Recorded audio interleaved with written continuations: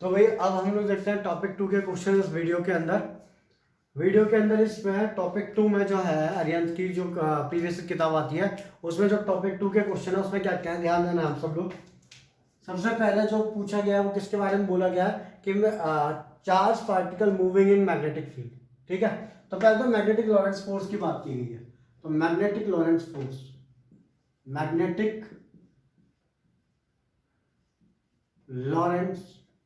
Force, ठीक है, F is equal to Q into we cross B. मतलब जो फोर्स लगेगा एक चार्ज पार्टिकल का जब वो मैग्नेटिक फील्ड में जाएगा विद वेलोसिटी v, एक particle already present magnetic field में जा रहा है विद वेलोसिटी v, उस पर जो फोर्स लगेगा F equal to Q into we cross B. तो फोर्स का फॉर्मूला जाता है F is equal to B Q V sine theta. Clear? तो ये हो गया हमारा फोर्स का formula. And force is perpendicular to both velocity vector and magnetic field vector. फिर इसके बाद था ये कि अगर एक यूनिफॉर्म मैग्नेटिक फील्ड में v वेलोसिटी से जाएगा, एक यूनिफॉर्म मैग्नेटिक फील्ड में v वेलोसिटी से मेरा चार्ज जाएगा तो वो क्या करेगा, तो वो सर्कुलर फैशन में अपना मोशन करेगा। ठीक है, तो यहाँ पे हम लोग को क्या क्या निकालना था, एक तो निकालना था रेडियस, तो r की वैल्यू आती है mv/qb। ठीक है, फिर एक निकालता t इक्वल टू 2πm/qb। फिर निकालता फ्रीक्वेंसी qb/2πm, जो इसी का उल्टा होता है। ठीक है, एक चीज और निकालनी थी, काइनेटिक एनर्जी। भाई kinetic energy half m v square, kinetic energy जो होती है that is half m v का स्क्वायर। तो v इधर से निकाल दो तो q square b square r square upon m square, तो हाफ q square b square r square upon m square into m कटेगा तो कितना आ जाएगा, m आ जाएगा। ठीक है, इसके अलावा एक और था कि अगर मैंने किसी एंगल थीटा के ऊपर एक चार्ज पार्टिकल को मैग्नेटिक फील्ड में फेंका, किसी एंगल थीटा, ये मैग्नेटिक फील्ड है, यहाँ पे चार्ज पार्टिकल को विद वेलोसिटी v फेंका कितने एंगल पे, थीटा के एंगल पे, तो वही फॉर्मूला क्या हो जाएगा, तो भाई r का जो फॉर्मूला आता है r का, तो r का फॉर्मूला आता है M V sine theta by Q B. ठीक है, सिर्फ इतना सा अंतर आता है कि वहां से v की जगह क्या आ जाता है, v साइन थीटा आ जाता है। क्यों? क्योंकि v का जो vy कंपोनेंट है वो होता है v साइन थीटा। t का फॉर्मूला सेम रहता है, t is equal to 2πm/qb, कोई फर्क नहीं पड़ता, फ्रीक्वेंसी पे कोई फर्क नहीं पड़ता, qb अपॉन 2πm आता है। ठीक है, फिर एक चीज और आती है इसमें, नई चीज आती है पिच मतलब ये जो डिस्टेंस होता है, ये जो डिस्टेंस दो सर्कल के बीच का, तो that is equal to pitch की वैल्यू कितनी होगी, तो पिच की वैल्यू होती है भाई that is speed is distance equal to speed into time. Speed है v cos थीटा, टाइम है ये, तो 2πm बाई ये वाला 2πm/qb into v cos theta. ये तुम्हारे फॉर्मूले आ गए जो हम आगे यूज करेंगे। ठीक है, लिखेंगे इसको जल्दी से। तो भाई अब जो क्वेश्चन दिया हुआ है वहां पर वो ये दिया हुआ है। पहला क्वेश्चन देखते हैं यहाँ पे।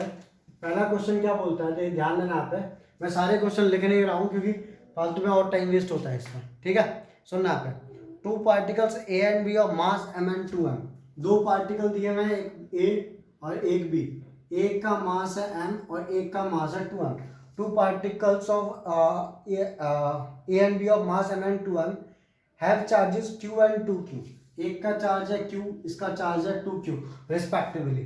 ठीक है, आगे बढ़, they are moving with velocity v1 and v2 in same direction. v1 velocity से चल रहा है, v2 वेलोसिटी से चल रहा है इन द सेम डायरेक्शन। ठीक है, acting normally on the direction of motion. ठीक है, मतलब velocity is perpendicular to magnetic field, v is perpendicular to magnetic field, दोनों केस में velocity is perpendicular to magnetic field. If the two forces Fa and Fb are acting are on them in the ratio 1:2, Fa ratio Fb है 1:2 ratio में। ठीक है, इन पे जो force लगा that is 1:2, हमको निकालना है ratio of their radius path, Ra by Rb का रेशियो निकालना है, क्वेश्चन ये। क्लियर है? चलो भाई, R का फॉर्मूला होता है F is QVB sine theta, F is equal to QVB sine theta, बताया था।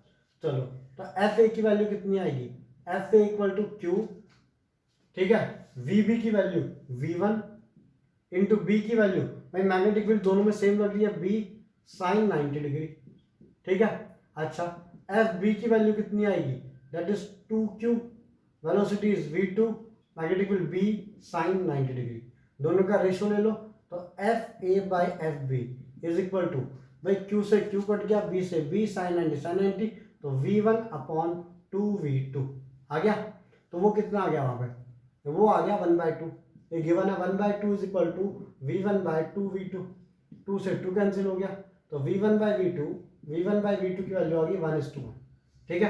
बट हमको क्या चाहिए, रेडियस चाहिए, तो ध्यान दो R का फॉर्मूला होता है mv/qb, R is equal to mv/qb।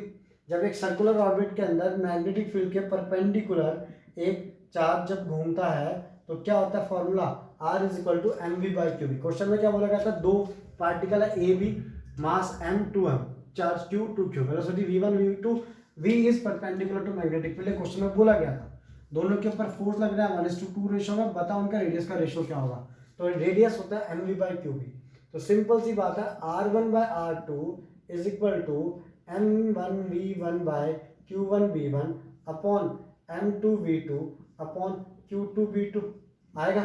तो this is equal to r1/r2, therefore r1/r2 is equal to m1 की वैल्यू कितनी है m, v1 की वैल्यू कितनी है, मान लेते हैं v1/v2 का रेशो सेम है तो इसको v1 ही लिख देते हैं, q की वैल्यू तो यहाँ पे q लिख दिया मैंने, v अपॉन m2 की वैल्यू 2m, v2 को v upon 2q into b, v2 से v1 कैंसिल, b से b कैंसिल, m से m कैंसिल, q से q और 2 से 2, तो r1/r2 का रेशियो आ गया 1/2। समझा, देख लेंगे इसको जल्दी से। चलो अगला क्वेश्चन देखते हैं। फिर अगला क्वेश्चन बोला गया है use the expression f equal to q into v cross b to define the SI unit of magnetic field. ठीक है, समझना, SI unit of magnetic field is tesla. अब हम लोग को इस एक्सप्रेशन को यूज करके डिफाइन करना है, F is equal to Q into V cross B। इसको यूज करके हमको डिफाइन करना है हमारी मैग्नेटिक फील्ड को। तो भाई एक चीज देखो, F is equal to Q we B sine theta, तो मेरे को इसको 1 टेस्ला को डिफाइन करना है, ऐसा unit of magnetic field is tesla. ठीक है, तो मैं बोल सकता हूँ B is equal to F upon Q V sine theta. अगर मेरे को 1 टेस्ला बनाना है, क्या बनाना है 1 टेस्ला, तो फोर्स को 1 न्यूटन बनाना पड़ेगा, चार्ज को 1 कूलम, वेलोसिटी को 1 मीटर पर सेकेंड एंड एंगल को बनाना पड़ेगा साइन 90 डिग्री। तो मैं बोल सकता हूँ when 1 coulomb of charge moves with velocity of 1 meter per second perpendicular to the magnetic field and if the force experienced by it is 1 Newton, then the magnetic field is said to be 1 Tesla. When a charge of 1 coulomb moving with velocity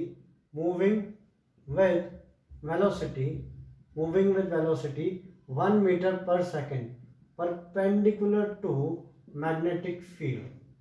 ठीक है, when a charge of 1 coulomb moving with velocity 1 meter per second perpendicular to magnetic field experiences a force of 1 Newton, then the field is said to be is said to be 1 Tesla। आई बात समझ में, इसको ऐसे लिखा जाता है। ठीक है, लिखेंगे जल्दी से। चलो भाई, ये हमारा अगला क्वेश्चन, तीनों क्वेश्चन एक जैसा है इसलिए साथ में करवाता हूं, इनको ध्यान देंगे यहाँ पे। सबसे पहला क्या बोला गया है, a beam of alpha particle projected along positive X axis. ठीक है, अल्फा पार्टिकल और पॉजिटिवली चार्ज पार्टिकल्स, तो beam of alpha particle projected along x axis experiences a force due to magnetic field along Y axis. Direction of the magnetic field का direction निकालना। तो भाई हमको पता है, ध्यान दो यहाँ पे, force due to magnetic field along Y axis, और जो फोर्स है that is along Y axis, beam of alpha particles projected along x axis, मतलब वेलोसिटी जो है, वेलोसिटी वो अलोंग एक्स एक्सिस है, फोर्स लग रहा है कौन सी एक्सिस पे, वाई एक्सिस पे, और हमको डायरेक्शन किसका निकालना है, मैग्नेटिक फील्ड का। ठीक है, हम जानते हैं वही F is equal to Q into we cross B, जानते हैं, बट F कौन सी एक्सिस के अलोंग है भाई, K एक्सिस के अलोंग है, तो K cap is equal to Q into we cross B. भाई V वेलोसिटी कौन सी एक्सिस पे, एक्स एक्सिस पे, I क्रॉस विद क्या करूँ मैं यहाँ पे बी का क्या रखूँ कि मेरे को आर के आ जाए, तो आई क्रॉस जे के कैप होता है भाई, हमको बताना ये चीज आई जे के, तो आई क्रॉस विद जे किसके बराबर होता है, के बराबर, तो i cross with j is equal to k, तो f is equal to Q into we cross B, के cap is equal to Q into i cross क्या जे आना चाहिए। तो सिंपल सी बात है, magnetic field is along, magnetic field is along, बोलो भाई, दैट इज वाई एक्सिस। तो यहाँ पे लिख देना मैग्नेटिक, सॉरी मेरी गलती हुई है, ये के कैप, ये आई जे जे कैप है, sorry magnetic field is along J axis, यहाँ पे जे है, ठीक है। तो भाई आई क्रॉस क्या करूं कि जे आए, तो आई क्रॉस जे के होता है आई क्रॉस के, आई क्रॉस ऑफ माइनस के करना पड़ेगा तब जाकर के जे आएगा, आई क्रॉस के माइनस के दैट इज इक्वल टू जे, समझ गए, क्योंकि आई क्रॉस के करोगे तो माइनस जे आता है। जब देखो यहाँ पे आई क्रॉस विद के करते हो तो क्या आता है माइनस जे। अब तुमको बोला क्या गया, वेलोसिटीज अलोंग एक्स एक्सिस मतलब i cap, forces along Y axis मतलब जे कैप, तो यहाँ पे क्या रखूं कि जे आ जाए, तो सिंपल सी बात है आई क्रॉस के माइनस जे होता है, तो आई क्रॉस विद माइनस के कितना होगा, that is equal to J cap. तो यहाँ पे तुमको अगर जो डायरेक्शन ऑफ मैग्नेटिक फील्ड आ गई that is negative Z axis, तो मैग्नेटिक फील्ड का डायरेक्शन आ गया नेगेटिव जेड एक्सिस। क्लियर है चीज, ठीक है। अगला क्वेश्चन देखते हैं भाई यहीं पर, अगला क्वेश्चन देखो, पढ़ो यहाँ पे क्या बोला गया। अगले क्वेश्चन में बोला गया है show trajectory followed by the two particles in magnetic field. ये दो पार्टिकल दिए हुए हैं, एक प्रोटॉन दिया हुआ है, एक इलेक्ट्रॉन दिया हुआ है। क्लियर है, प्रोटॉन है और इलेक्ट्रॉन है, इनकी वजह से ट्रैजेक्टरी बनानी है। ट्रैजेक्टरी मतलब इनका जो पाथ है वो बनाना है मैग्नेटिक फील्ड के अंदर, ठीक है। Also find the radius of their circular path, ठीक है। पहले तो रेडियस की बात कर लेते हैं भाई। रेडियस का फॉर्मूला पता है हम लोग को, जब एक चार्ज पार्टिकल मैग्नेटिक फील्ड में परपेंडिकुलरली जाता है तो रेडियस का फॉर्मूला था r is equal to M we by Q b. तो radius of proton is equal to mass of proton velocity of proton upon q into b. Radius of electron is equal to mass of electron velocity of electron upon q into b. Show the trajectory followed by two particles in the magnetic field, find the ratio, find the radius ratio of that, ठीक है। तो अब यहाँ पे question में एक चीज और दी हुई थी, इस क्वेश्चन में दिया हुआ था कि इन दोनों का शायद वो इक्वल है, वेलोसिटी इन दोनों की इक्वल है। Show the trajectory followed by the two particles in the magnetic field, find the radius ratio of the circular path which they may describe, ठीक है। और ऊपर कुछ बोला क्या, हाँ electron and proton moving with the same speed, दोनों की वेलोसिटी दी हुई है, and electron and proton moving with the same speed, ठीक है। चार्ज दोनों पे इक्वल होता है बट अपोजिट होता है, बट होता तो मैग्नीट्यूड तो इक्वल होता है, मैग्नेटिक फील्ड इक्वल है, वेलोसिटी इक्वल है, तो R P by R E is equal to mass of proton upon mass of electron. भाई क्यू बी से क्यू बी कटेगा, वी से वी कटेगा, दोनों का रेशियो लिया तो M P by M B. और हम जानते हैं मास ऑफ प्रोटॉन बड़ा होता है किससे, मास ऑफ इलेक्ट्रॉन से, देयरफॉर रेडियस ऑफ प्रोटॉन बड़ा होगा किससे, रेडियस ऑफ इलेक्ट्रॉन से। अच्छा जी, अब बात करते हैं इसके डायरेक्शन की। भाई ये इस साइड जा रहा है, मेरा प्रोटॉन जा रहा है इस साइड, प्रोटॉन इस साइड जा रहा है, तो देखो force field current, force field current, field अंदर है, जिस साइड में पॉजिटिव चार्ज आ रहा है। अच्छा पहले इलेक्ट्रॉन की बात कर लेते हैं, जिस साइड इलेक्ट्रॉन जाता है करंट उसके अपोजिट जाता है ना, तो हम मान रहे हैं फोर्स फील्ड करंट, ठीक है। तो फील्ड अंदर की ओर है, मैं ये किधर है, इलेक्ट्रॉन इधर क्यों जाता है, करंट उस साइड जाएगा, तो ऐसे फोर्स फोर्स फील्ड, फील्ड अंदर की, करंट को उधर किया तो इलेक्ट्रॉन कहाँ की ओर जाएगा, नीचे की ओर जाएगा। मतलब जो डायरेक्शन आएगा इलेक्ट्रॉन का वो कुछ ऐसा आएगा, डायरेक्शन ऑफ इलेक्ट्रॉन जो आएगा वो कुछ ऐसा आएगा कि अंदर एंटर करेगा और एंटर करके वो इस साइड में मुड़ जाएगा। क्लियर है।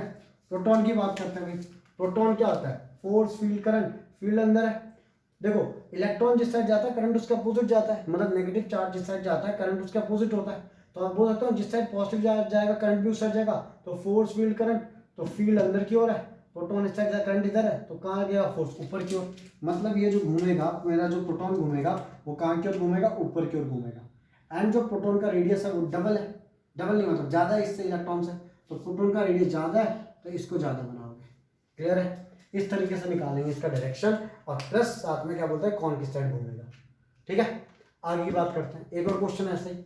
अगला क्वेश्चन क्या बोला गया है, a deuteron and a proton moving with same speed.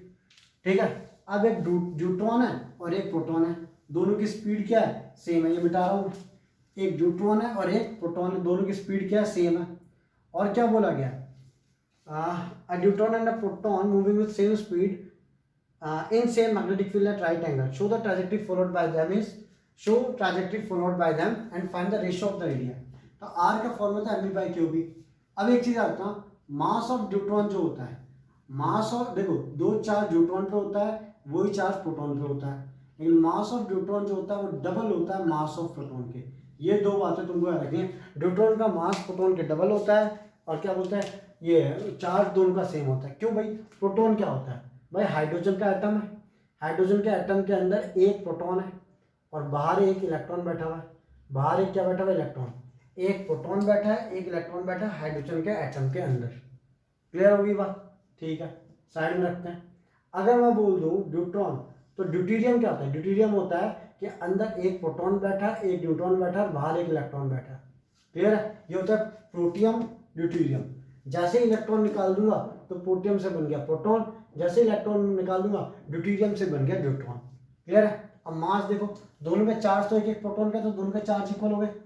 ठीक है, मास भाई न्यूट्रॉन का मास लगभग लगभग प्रोटॉन के मास के बराबर होता है, तो इसलिए मास जो है न्यूट्रॉन का वो डबल टाइम है किसके, प्रोटॉन के। ये प्रोटॉन है मेरा, ये न्यूट्रॉन है। क्लियर है, चलो आगे बात करते हैं। अब हम बात करते हैं रेडियस के रेशियो की। तो radius of proton is equal to mass of proton, velocity of proton upon charge of proton into magnetic field. Radius of neutron is equal to mass of neutron, velocity of neutron upon charge of neutron into magnetic field। दोनों का ratio ले लो, तो radius of proton upon radius of neutron is equal to भाई mp by mp आएगा, velocity दोनों की cancel, क्योंकि दोनों की क्या वो सेम था, क्या बोलते हैं वेलोसिटी, यहाँ बोला गया ना मूविंग विद सेम स्पीड, दोनों की मैग्नेटिक फील्ड कैंसिल।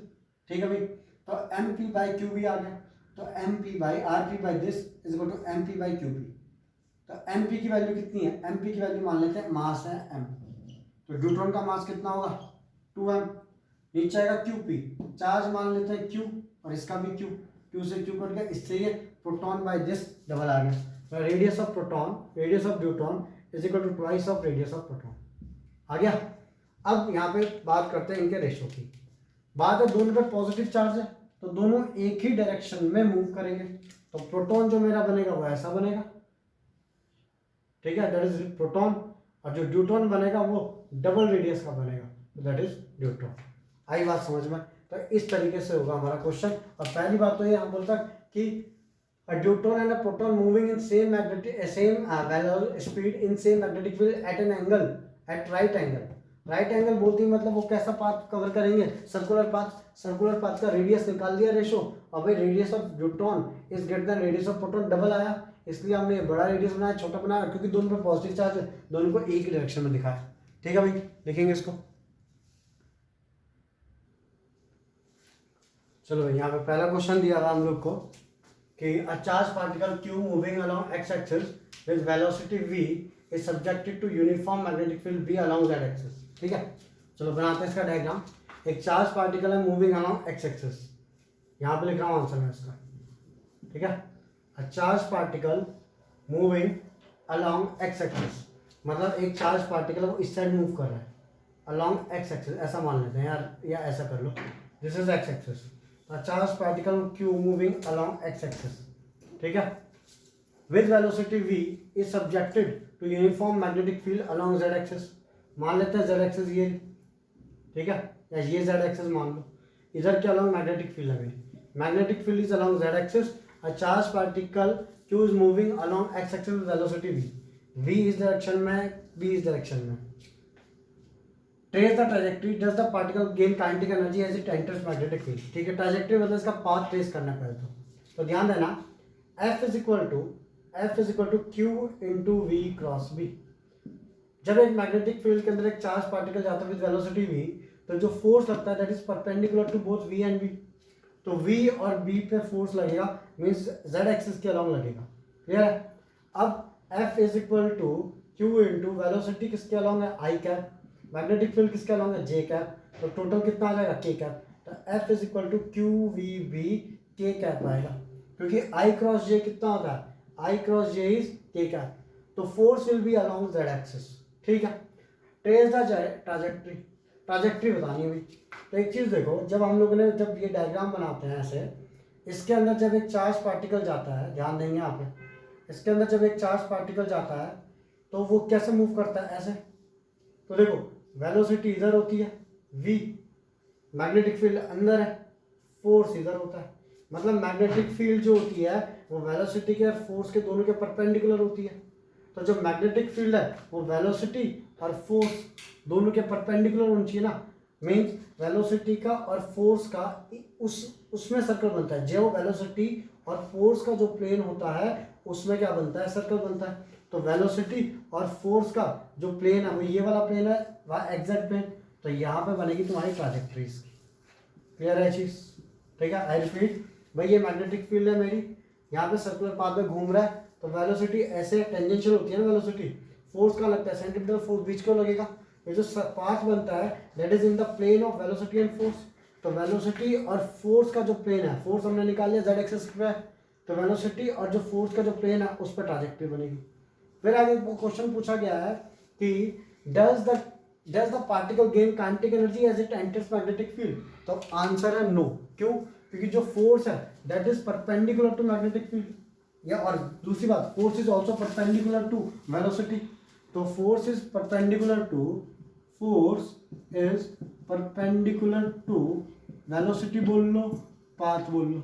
एंड जब भी फोर्स पाथ के परपेंडिकुलर होता है, work is equal to force into displacement, दोनों के एंगल बीच का एंगल 90 डिग्री। तो मॉड एस कॉस 90, तो आंसर कितना आ जाएगा, 0। जब वर्क 0 है इसका मतलब गेन इन काइनेटिक एनर्जी क्या होगा, 0। क्योंकि वर्क एनर्जी थ्योरम क्या बोलती है कि work is equal to change in kinetic energy. तो नेट वर्क कितना आएगा मेरा, 0 ही आएगा। क्लियर है।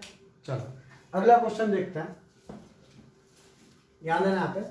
अगले क्वेश्चन में देखो ये क्या बोला गया है कि 3 पार्टिकल दिए, अल्फा पार्टिकल, न्यूट्रॉन और एक इलेक्ट्रॉन। ठीक है, एक ये मेरे पास में अल्फा पार्टिकल, एक है न्यूट्रॉन और एक है इलेक्ट्रॉन। 3 पार्टिकल दिए हैं, तीनों की वेलोसिटी इक्वल है and perpendicular to magnetic field. और क्वेश्चन था ट्राजेक्ट्री बनाओ इनकी। ठीक है, क्या बनाओ इनकी, ट्राजेक्ट्री। सिर्फ इतना सा क्वेश्चन है, 3 मार्क्स का क्वेश्चन है, 3 आंसर और 3 पाथ बनाने हैं तुमको। तो सिंपल सी बात है, alpha particle is positively charge particle. तो अल्फा पार्टिकल मेरा मूव करेगा इस साइड में, आगे ना, क्योंकि फोर्स फील्ड करंट लगाएंगे। Alpha particle is positively charge particle, तो फोर्स फील्ड करंट, फील्ड मेरी अंदर की ओर है, करंट इस साइड है, तो कहाँ की ओर जाएगा, ऊपर की ओर। तो ये मूव करेगा मेरा क्या, अल्फा पार्टिकल। न्यूट्रॉन पे कोई चार्ज नहीं होता, तो न्यूट्रॉन मेरा सीधा चलता जाएगा। क्लियर है, क्योंकि भाई आर का फॉर्मूला क्या होता है, R is equal to M we by Q B. ठीक है, तो यहाँ पे क्यू नीचे आ रहा है, क्यू की वैल्यू कितनी है, 0। मतलब radius will be infinite, infinite radius मतलब सीधे जाके कहीं आगे इनफाइनाइट से जाके मुड़ेगा। तो आर की वैल्यू इससे हम लोग डिफाइन कर सकते हैं कि न्यूट्रॉन जो जाएगा सीधा जाएगा। और वैसे भी when a charge particle moves in uniform magnetic field, तब वो सर्कुलर मोशन दिखाएगा। बट ये तो चार्ज पार्टिकल है ही नहीं, तो ये सीधा चलता रहेगा। बात करते हैं इलेक्ट्रॉन की। Electron is negatively charge particle, तो इलेक्ट्रॉन कहाँ की ओर मूव करेगा, नीचे की ओर मूव करेगा। कैसे, R is equal force field current, field का अंदर की ओर है भाई, इलेक्ट्रॉन इधर मूव कर रहा है, करंट कहाँ की ओर लगेगा, पीछे की ओर। तो ये देखो कहाँ की जगह, देखो यहाँ पे फील्ड अंदर की ओर है, करंट इधर की ओर, तो ये फोर्स कहाँ लग रहा है, नीचे, तो इलेक्ट्रॉन नीचे की ओर जाएगा। क्लियर है ये चीज। चलो अगला देखते हैं। वहाँ पे अगला है हमारे पास में, ध्यान देंगे यहाँ पे। अगला है हमारे पास में, what should be the direction of magnetic electric field, what should be the direction magnitude of electric field so that the particles move undeviated from its path. मतलब ये पाथ दिखाई दे रहा है तुम लोग को, एक प्लस क्यू का चार्ज है, वी वेलोसिटी से ऐसे आ रहा है मैग्नेटिक फील्ड के परपेंडिकुलर। एक प्लस क्यू का चार्ज है, वी वेलोसिटी से मैग्नेटिक फील्ड के अंदर ऐसे आ रहा है। ठीक है, हमको क्या बताना है कि कहाँ इलेक्ट्रिक फील्ड लगा है सो दैट ये अपने पाथ से डेविएट ना हो। क्लियर है, what should be the direction and magnitude, magnitude भी बताना है। तो भाई दोबारा बनाता हूँ इस चीज को मैं, ये मैंने बनाया है ऐसे। ठीक है, ये मेरी मैग्नेटिक फील्ड,